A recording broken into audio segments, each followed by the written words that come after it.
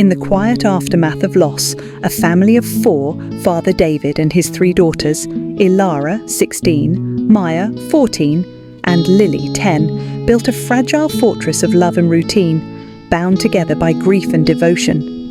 For 3 years they leaned only on each other, their world carefully sealed against the outside. But when a kind-hearted botanist named Clara Bellwether steps into their lives and begins to rekindle joy in their father's heart, the sisters see not hope, but a threat. Led by the fiercely protective Elara, they launch a calculated campaign to drive Clara away, only to discover that sometimes the people we try hardest to push out are the very ones who help us heal. This is the story of betrayal, redemption, and the unexpected roots of a new kind of family. Welcome to our story, The Unwelcome Bloom. The scent of lavender and lemon polish hung perpetually in the air of the old Victorian house on Elm Street. For 3 years since the quiet, devastating silence that followed their mother's passing, it had been just the 4 of them. David Archer, a man whose eyes held a permanent, gentle sorrow beneath his steady exterior, and his daughters. Elara, fiercely protective and sharp as flint. Maya, observant and prone to anxious spirals. And Lily, whose wide, innocent eyes still held the unfiltered grief of a child who couldn't quite grasp the permanence of loss. They'd forged a fragile, fiercely guarded ecosystem of shared chores, movie nights with extra popcorn, and whispered conversations late into the night. David, at 40, was their anchor, their confidant, their world. He'd poured his grief into them, and they, in turn, had become his reason to breathe. Then came Clara Bellwether. She wasn't flashy. She was a botanist, actually, with soil perpetually under her nails and a laugh that sounded like wind chimes caught in a gentle breeze. She'd met David at the community garden where he'd started volunteering, seeking solace among the growing things. Clara saw the quiet strength in him, the way he patiently explained photosynthesis to Lily, the gentle way he listened to Maya's worries about school, the respectful distance he gave Elara's simmering intensity. David, for the first time in 3 years, felt a flicker of something other than sorrow, a cautious, tentative warmth. The sisters noticed immediately. It started subtly, David humming while making breakfast, a sound absent for years, lingering a little longer after dropping them at school, his eyes holding a new light when he spoke about Clara's project or Clara's advice. To Elara, the eldest, this warmth felt like a betrayal. Her mother's ghost was still vivid in the frame photos, in the scent of her perfume lingering in the linen closet, in the way David sometimes stared at her empty armchair. Clara was an intruder, a vibrant, living threat to the sacred, grieving unit they'd become. "She's trying to replace Mom," Elara declared one evening, her voice low and hard as she meticulously organised her college application folders. Maya, sketching nervously in her notebook, flinched. Lily, building a precarious tower of blocks, looked up with tears welling. "She can't replace Mom," Maya whispered, her voice trembling. "But Dad, he seems less sad." "Less sad doesn't mean we need her," Elara snapped, slamming a folder shut. "He has us." "We're enough. She's just convenient, temporary." The seed of resentment, watered by fear and loyalty, took root. Elara, the mastermind, began to plot, not with childish pranks, but with calculated, cold precision, designed to expose Clara as unworthy, to make David see the truth. Elara orchestrated subtle sabotage. She'd accidentally spill coffee on Clara's meticulously organised plant samples David had brought home. Maya, pressured by Elara's intense gaze and whispered assurances that it was for Dad's own good, would forget to mention Clara's calls or subtly misrepresent her words. "She said she thought your garden was messy, Dad." Lily, confused but desperate to please her big sisters, would hide Clara's favourite gardening trowel or leave muddy footprints on the clean porch just before Clara arrived. David, bewildered by the sudden chill and minor mishaps, chalked it up to teenage moodiness and Lily's age, gently admonishing them, but never suspecting a coordinated campaign. Clara, perceptive but kind, simply tried harder, bringing homemade lemon bars, which Elara declared sickly sweet, offering to help Maya with her science project on ecosystems, which Elara dismissed as showing off, or patiently helping Lily identify wildflowers, which Elara called wasting time. Elara escalated. She hacked into David's old, rarely used email, a skill learned for a school project now weaponized, and found a draft email Clara had sent months ago, expressing initial hesitation about dating a widower with 3 daughters. Elara printed it, highlighting phrases like overwhelming responsibility and uncertain if I'm ready, and left it conspicuously on David's desk. She then subtly hinted to Maya about overhearing. Clara complained to a friend about how exhausting the girls were. Maya, already anxious and trusting Elara implicitly, internalized this, becoming withdrawn and tearful around Clara, reinforcing the narrative. Lily, sensing the tension, started having nightmares, whispering about the lady who makes Dad forget Mum. David found the email, his face crumpling. He confronted Clara, his voice thick with hurt. Clara, shocked and devastated, explained the context. It was an early, private doubt she'd overcome, never meant for his eyes. David, seeing her genuine distress and remembering her consistent kindness, believed her. But the seed of doubt Elara planted lingered like a bad taste. Elara, frustrated by David's lingering trust in Clara, planned her masterstroke. She discovered Clara was up for a prestigious, year-long research fellowship in Costa Rica, a dream opportunity. Elara forged a letter on university letterhead, stating Clara had accepted the fellowship and would be leaving immediately, implying she'd chosen her career over David and them. She slipped it into David's briefcase. The next day, David confronted Clara, his voice raw with a pain deeper than Elara had anticipated. Clara, utterly bewildered, denied it vehemently. The argument that followed was ugly, witnessed by the girls hiding on the stairs. Clara, tears streaming, declared she'd never choose a fellowship over the connection she felt with him and his daughters, that she loved them all. David, seeing the raw truth in her eyes and the forged letter's flimsiness under scrutiny, finally understood the depth of the sabotage. His gaze, when it fell on Elara standing frozen in the hallway, wasn't angry. It was heartbreakingly disappointed. "Elara?" he whispered, the single word shattering her resolve. The fallout was immediate and brutal. David grounded all 3 girls indefinitely. The house, once filled with their shared, if strained, energy, became a tomb of silence and guilt. Elara retreated into icy stoicism, refusing to speak. Maya cried constantly, consumed by shame for her part in the lies. Lily just clung to her stuffed rabbit, whispering, I'm sorry, over and over. David was distant, the warmth replaced by a weary sadness that felt worse than his grief. Clara didn't disappear. A week later, she showed up at the door, not for David, but for them. She carried a small pot with a single struggling orchid. "This needs help," she said softly, her eyes meeting each of theirs. "Just like we all do sometimes."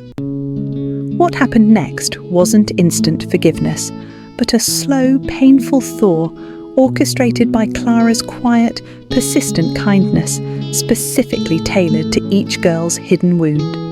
For Maya, Clara noticed Maya's anxiety manifesting in frantic, messy sketches that always ended up crumpled in the bin. One afternoon, she sat beside her on the porch swing. "Your lines have such energy," Clara said gently, picking up a discarded sketch of tangled vines. "But they're fighting themselves. Like this orchid," she pointed to the struggling plant. "It needs support to grow towards the light, not just wild energy." She didn't offer empty praise.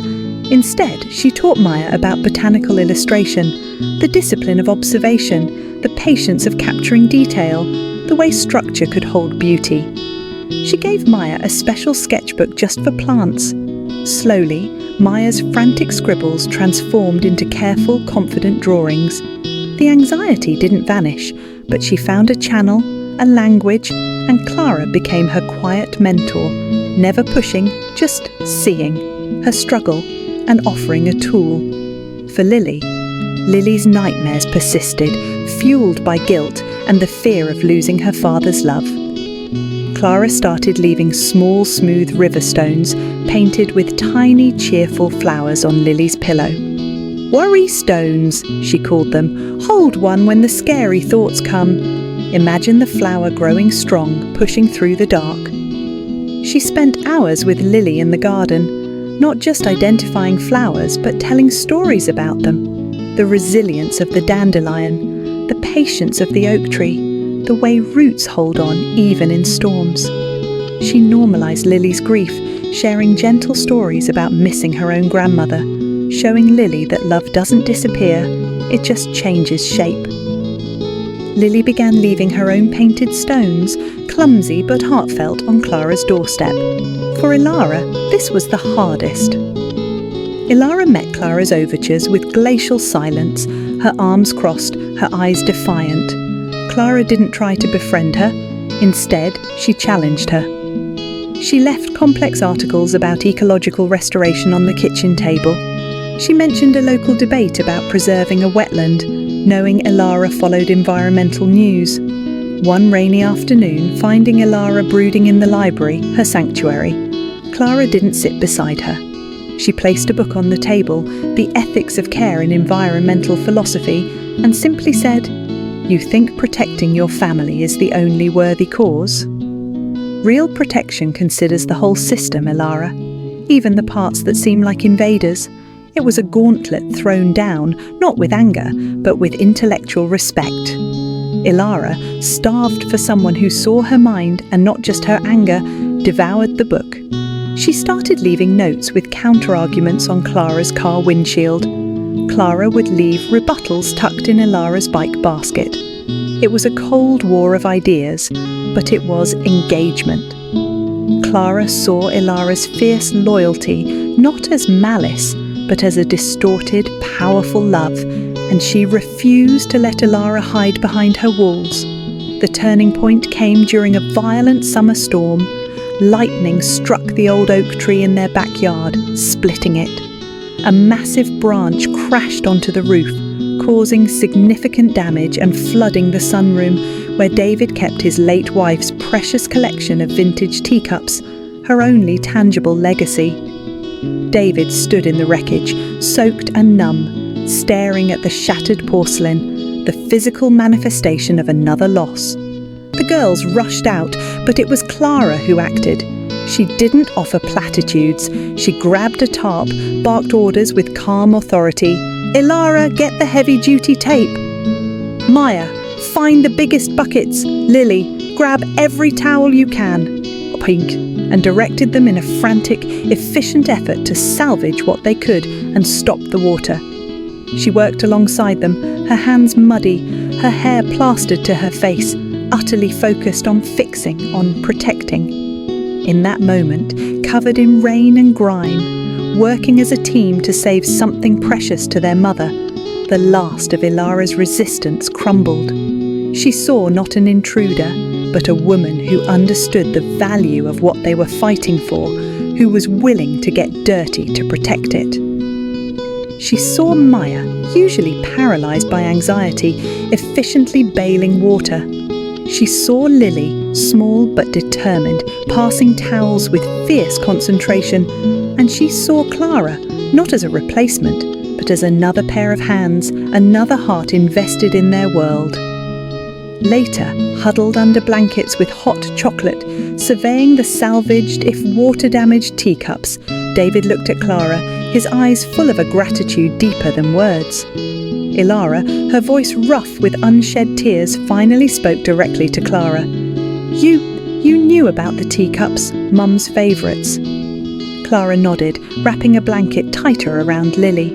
"Your dad told me, once, when he was talking about her. He said they were her little pieces of beauty in a chaotic world." She looked at Elara, really looked at her. I understand wanting to protect beauty, Elara, fiercely. I want to protect all of it, including you." The apology wasn't grand.